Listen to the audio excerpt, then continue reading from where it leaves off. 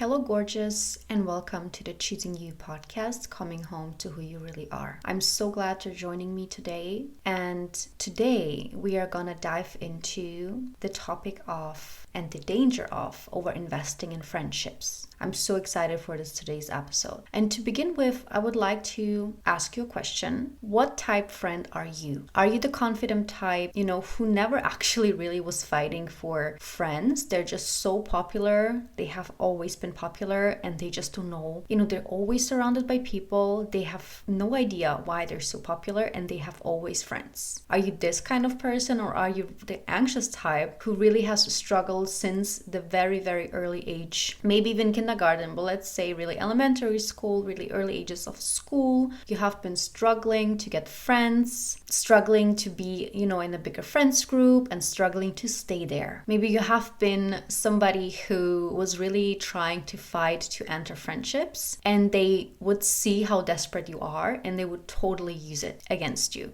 They would play with you, they will pretend to be friends, today they're friends, tomorrow they don't like you anymore. And this can do a lot to a child. This is gonna really influence you, how you see other friendships later, even as an adult. If you're the confident type of person and you don't really ever do anything to have friends, which means you have some kind of confidence with you, you actually know how to set your own boundaries. So you know how to say no, like what you like, what you don't like, and how far you want to go, and you're totally okay to communicate whatever you wish, and people will follow. And in the anxious type of friends, I would like to call it like full-time investor into like friends and friendships. They literally do everything. This is the kind of friend that is always available 24/7. You text them, they will be there. Let's say they have a car, you will be the taxi driver of the friends group. You have to pick them somewhere up, you have to bring them somewhere, even late at night, they're going clubbing. Question is why they go without you. But anyways, let's say they will call you in the middle of the night. Can you pick me up? Can you bring me home? And you will literally keep doing that because you think, yeah, they're asking me. Of course, I'm going to do them a favor. So basically, you are becoming a shadow of yourself. You do what they want, you act how they want, you dress the way, to fit in, you put makeup on the way to fit in, your style, your opinions, everything will be around and evolve around that friends group. Especially if there's somebody in that friends group who has, let's say, more influence and can manipulate more the others, you will totally try to follow up this kind of role model in that friends group because you see how much power they have and you would like to have that too. So it's kind of role model thing. And what part we are, let's say, having in those friend groups, what role we are playing, how we are getting treated, this is of course influencing us a lot. Is this a good influence for us? Is this a bad influence for us? Do they want me to shine? Like whatever I chase, my dreams, are they like trying to help me, to support me, to motivate me?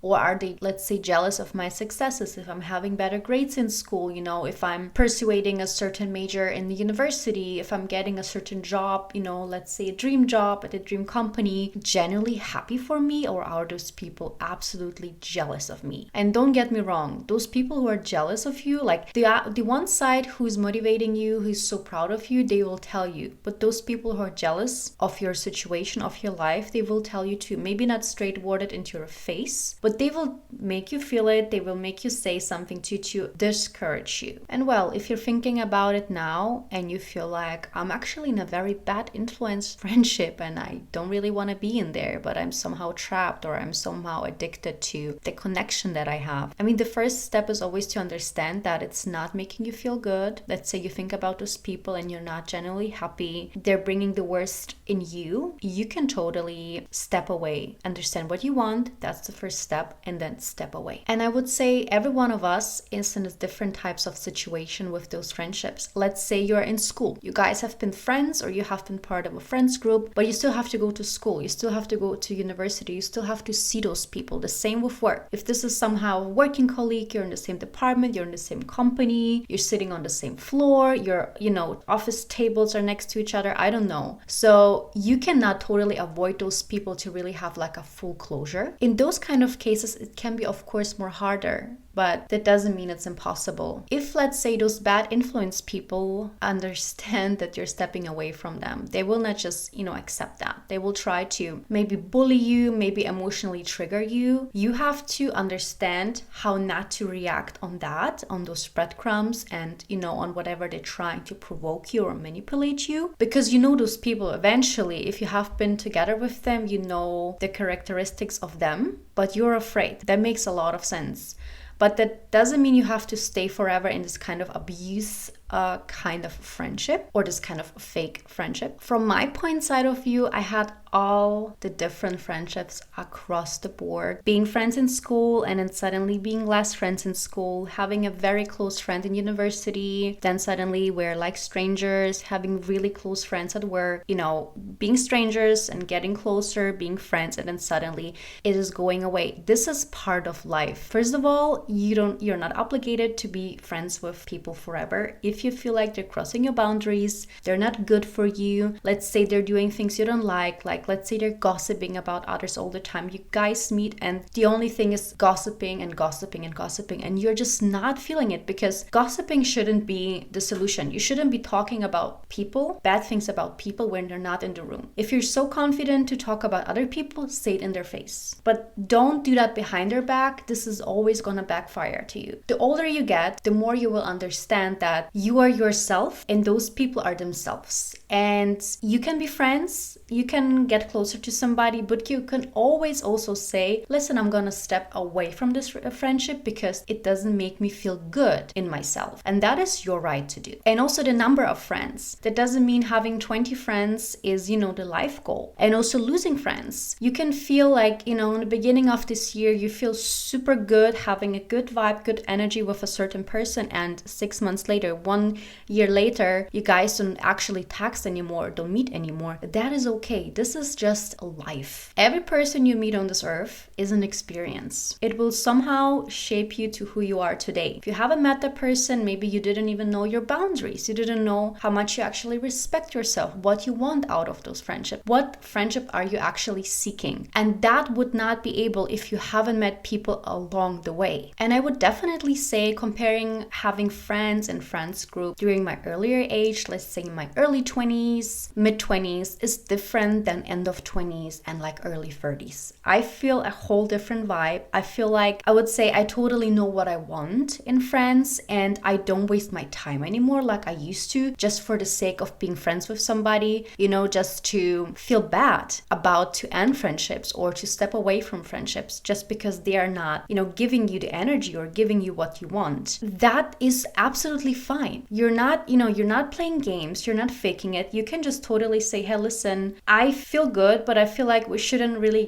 getting to a deep level of friendship. I feel like we should have this kind of friendship or that kind of friendship, and I would be so glad. Maybe you want to have this person still in your life, just a certain different way, and you have the right to communicate that. So saying that I know what I want in friendships in my early 30s, that doesn't mean that I'm now an expert in having friends and I'm suddenly a popular person. I mean, I was the anxious person back in the day, and I still, have a certain respect when I approach new people and there can be new friendships in the future. I'm not that, I'm very introverted. I need my time. I cannot talk with many new people at the same time. There's a certain procedure. And with all that I know, it's still hard to find friends. I feel like the boundaries are still getting overstepped. There's still a lot of disrespect happening, but let's say on a new level type, more like between the lines, in smiling in your face, but actually not being a good person, making promises that you actually don't hold,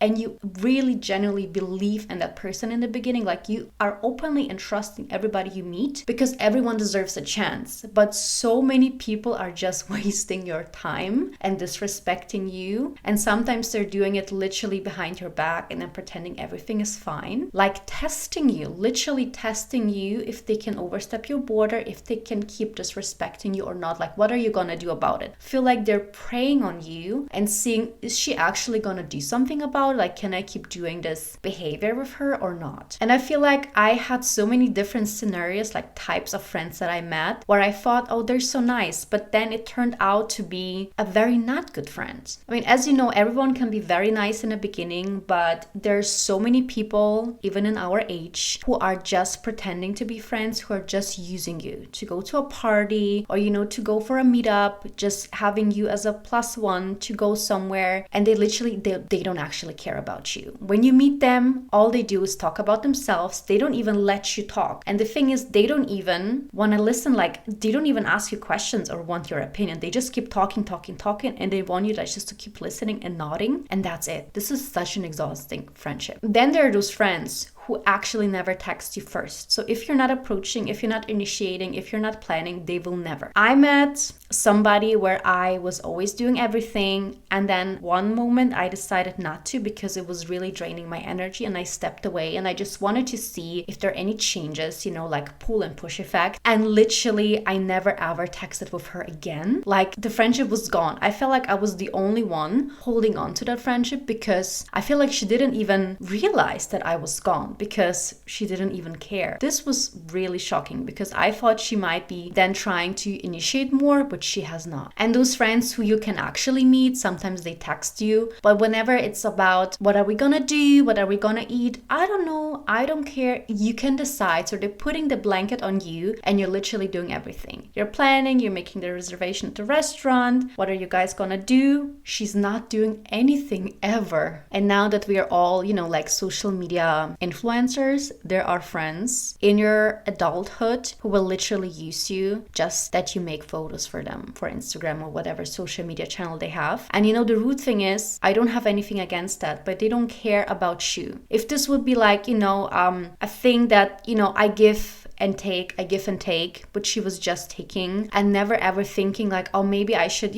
ask her to do the same for her. Never ever happened. Like, literally using. Or those people who are literally telling you, okay, I'm gonna text you when we can meet, I'm so busy with my schedule, and then they actually never text you, and you feel like, oh, you know what, I'm busy too. And I think something that we also should mention is like guilt in adult friendships, which is you guys should support each other even though you guys have different opinions. I understand, sometimes we have low moods or something happen in our life and we seek opinions and we seek people to talk about it, and that person or your friend can have a certain opinion, but they cannot force you to follow that opinion. Like, you can still think about it for yourself and then act a certain way. But there are friends who actually will make you feel bad and guilty because you haven't followed them, because they think, okay, what they are saying is more, let's say, logical and rational, and why are you not following it? So they get mad at you, they give you the guilt, they start even to ignoring you and something like that. And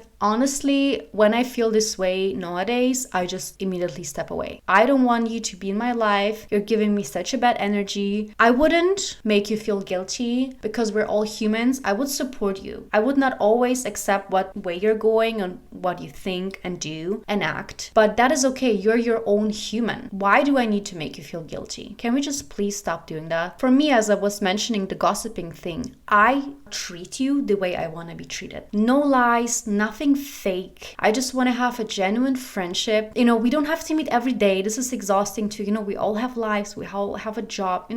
Don't meet every day. We don't have to text every day as well. Like, let's not be those people FaceTiming each other, but then not talking and cooking and, whatever we do, watching TV, but we're still on FaceTime or like texting every day. We don't need that. We don't want that. We all have lives. But knowing that there's somebody who you can always reach out to is something that I would look out for. Someone genuine, just a genuine person with a true heart, with an honest heart. I think this is something that is really rare to find, because women are sabotaging women. They're jealous of each other. They will not give you anything if it's for free. Never. There is always something they want from you, and it's so hard. It's getting harder and harder. So as I was saying, you're not obligated to stay with anybody forever. You can really say, listen, I don't like the vibe. I don't like how you push me into certain certain decisions. I don't want that. You can step away from that anytime. And also spending time with yourself when a friend is canceling a meeting, a meetup, or whatever you guys have. Or, it's hard to make plans with them because you're the one planning. Now you're pulling away and no one is reaching out to you. Amazing. You had a plan with them tomorrow and you guys wanted to go somewhere and they canceling on you last minute. Amazing. Why? Because you're still going. You're still going. Maybe not to the same place. You're still full of plans. You're still scheduled. You're busy. With whom? With yourself. You're still going. Maybe you have something on your list, on your to-do list where you really wanted to go and now you have no obligations because the weather,